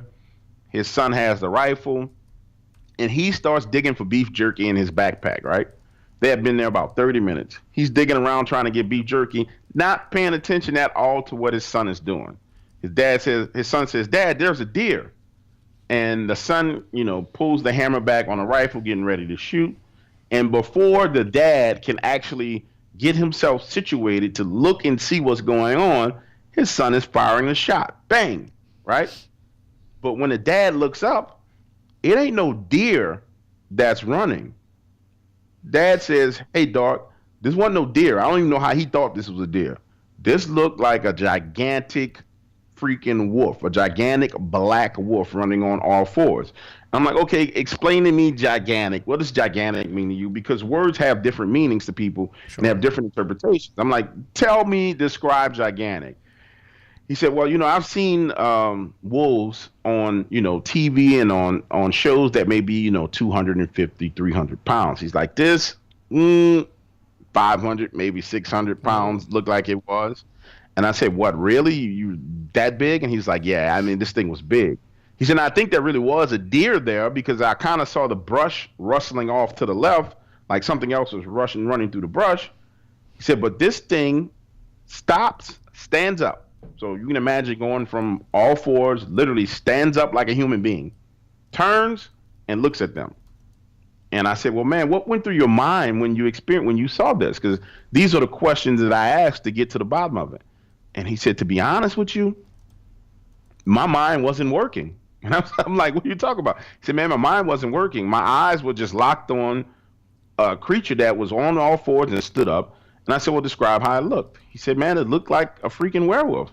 I'm like, like a, American werewolf and London werewolf, because I'm trying to give him images and feed into his story to see what he gives back to me. So I'm feeding him things to see if he just regurgitates something. Right, to be like, yeah, exactly like that, yeah, right. No, he spazzes out. He was like, this ain't like nothing you seen on TV. And he was like, this is, when it stood up, it was about 7.5 feet tall. And he goes into this description. He was like, the chest had, literally, he's like, the chest had sparse black hair, and you could see this pink skin with these dots on it, like you would see on the belly of a dog. He said, but there was muscle mass there. And he was like, and as it stood up, he was like, it kind of rolled his shoulders back and twitched kind of left and right, like it was readjusting his body. He's like, I thought I heard clicking sounds, but I couldn't tell because we were a little bit far away. He said, but it wasn't like it just hopped straight up. He was like, it did it with strain and effort. It took effort for this thing to stand up. He said, and then it squared his shoulders and it looked at us. And he said, my son started crying. He's like, my son just started bawling out, crying and screaming. And I was like, well, what did you guys do? He said, man, I grabbed him. I grabbed the backpack. I grabbed the rifle. And I had literally had him in my left arm, holding him. And I start running, pointing the rifle at this thing just in case it starts chasing after us. It just watched us run off. And I'm like, okay. He says he gets back home that night, same night, gets back home. He's in the bed with his wife, tells his wife what he saw. She's like, I don't really believe you. And it's amazing how in these conversations, you end up talking to both people in the encounters. I end up talking to the husband, the wife, and you end up talking to everybody in the household, because that's how I know it's a true encounter, because it affects the entire household. So end up talking to the wife, and she's like, well, Doc, I really didn't believe what he was saying until later that night. So him and his wife are in the bed later that night.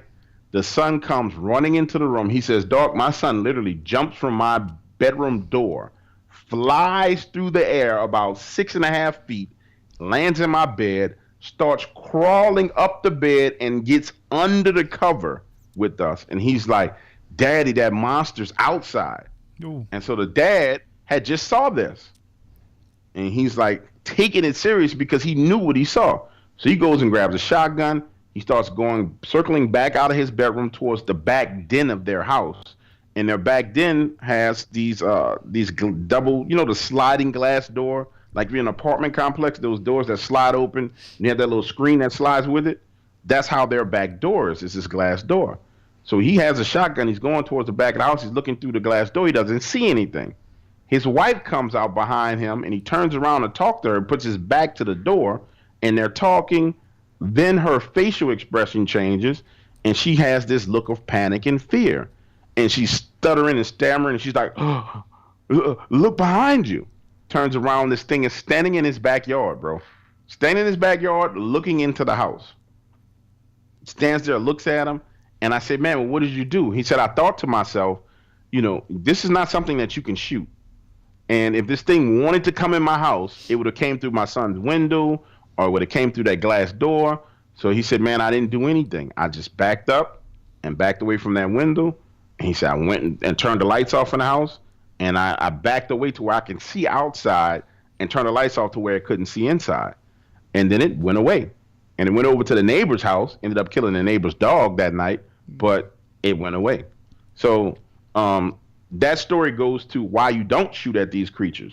And now just to paint the picture for you, the place that they hunted was about 6 to 7 miles away from their house. So this thing tracked them 7 miles to their house. Yeah, it wasn't messing around. And so is this, the stories that you've collected about these, is it one creature or is it a species of creature? Are there multiple dogmen out there?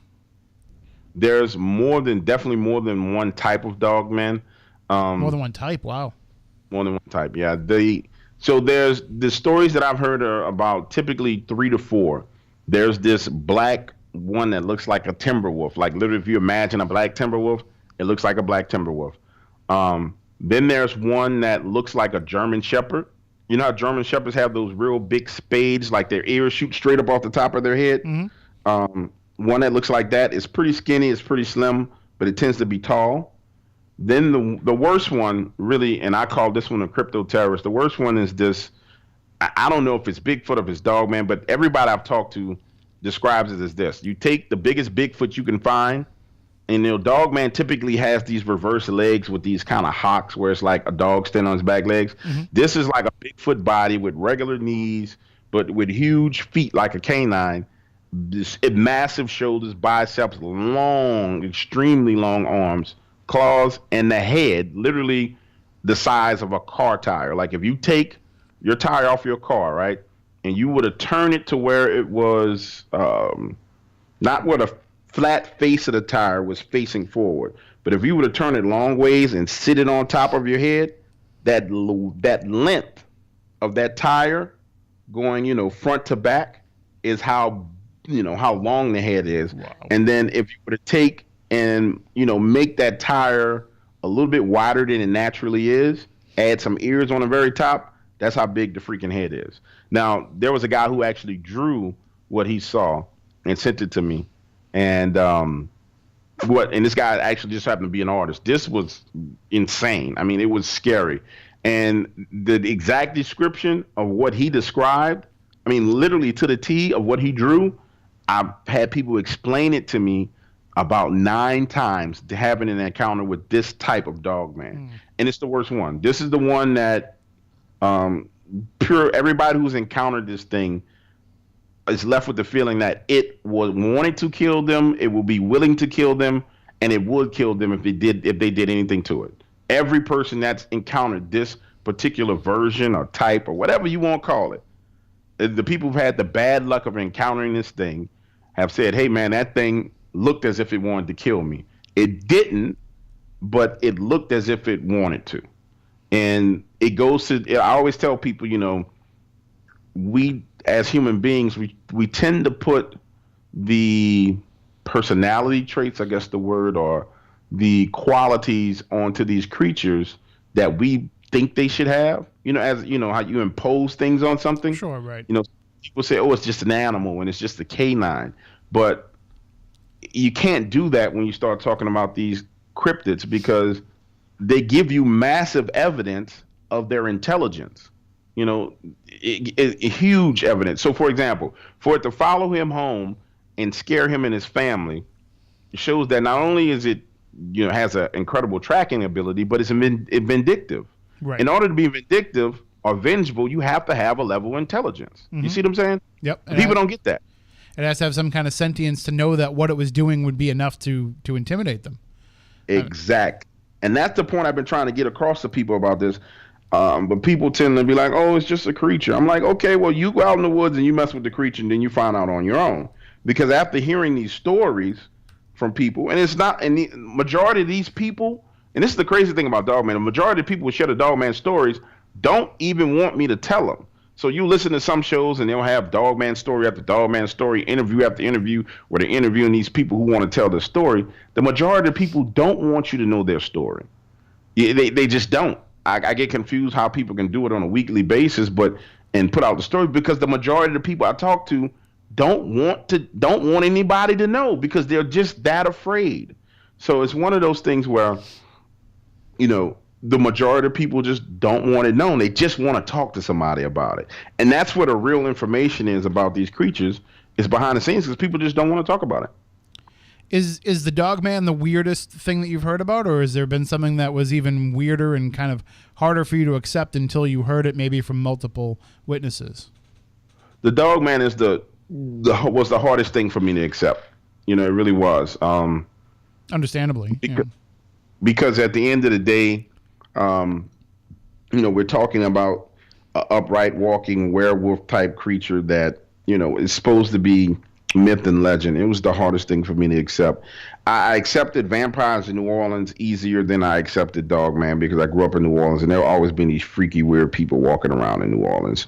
And you could say like something's wrong with that dude. He may be a vampire, but Dogman was the hardest thing for me to accept. The next thing that really bothers me, and it bothers me from a self-defense perspective, it really, really kind of gets at me, is these black eye kids. Right.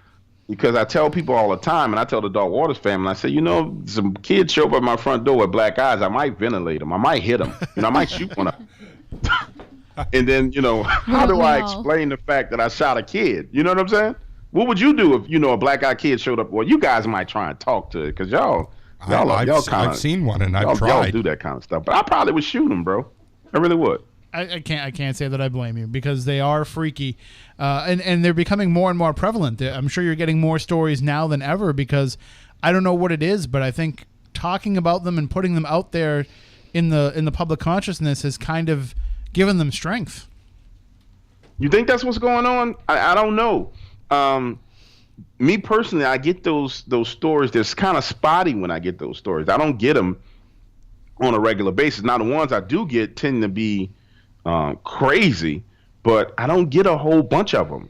Like if someone wants to go listen to my body of work, you may find out of maybe 500 stories, you may find like 15 black eyed kid stories. I know that when you look on YouTube, there are a lot of people talking about it, but I kind of use my calls that I get as like a sampling of, and it may not be accurate, a sampling of kind of paranormal activity. What I know for a fact is on the uptick, based on what I get, and I just reject it. I know for a fact demonic activity is on an uptick, because I'm getting call after call after call that I'm rejecting about people that have demonic stuff.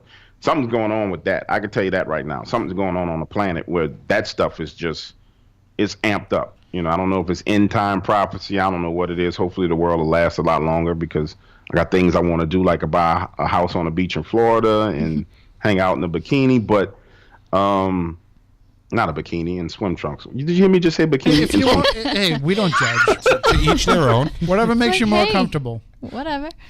We want you to be comfortable with the end of the world coming, but in a man bikini. But you say, A man. I don't want to dwell too much on the demonic, because I know that you're not comfortable with it. But is it possible though that, do you feel like these stories that you're getting, that people are contacting you with, are literally demonic entities, or is it possible that just people have become a little bit more accepting of the paranormal, so they're not as willing to share the good stories? When they feel like it could be a positive spirit or a loved one, or even just some poltergeist activity, they're not worried about that. It's not until it turns dark and negative that they have to contact you. So it might not necessarily be demonic, but it might just be a bad experience for them. No. You gotta understand that I get calls on everything. I've gotten calls on angels helping people in the military while they were at war. I get calls on everything, but I get more calls on demonic things. And so this is what happens. Like if you call my voicemail, it'll be like, hey, this is Dog Waters, leave me a message and I'll get back to you. And if you're one of those people that call me back to back to back to back to back to back to back again, I will never call you back, so don't call me, right? That's how my message sounds. And the person will leave a message, hey, Dog Waters, I wanted to share an encounter with you, but I believe it may be demonic, so I don't know if you wanna do the story. And then when I check the voicemails, which are probably about 8 or 9 voicemails a day, you start hearing, "Hey, Dark Waters," and you hear demonic. "Hey, Dark Waters," you hear demonic. And I'm like, it's all started over the past, I would say, 6 months, where it's just been more and more and more of those, those type of calls. So I think it's definitely an uptick. But I get calls on everything. I get the feeling that you might be right in your feeling that it's trying to get your attention. So you're better off just kind of ignoring that. We only have a short amount of time left before the end of the show, so I want to make sure that we get the information out there for people that want to hear all of your stories and the way that they can actually hear you on a regular basis. How can people do that?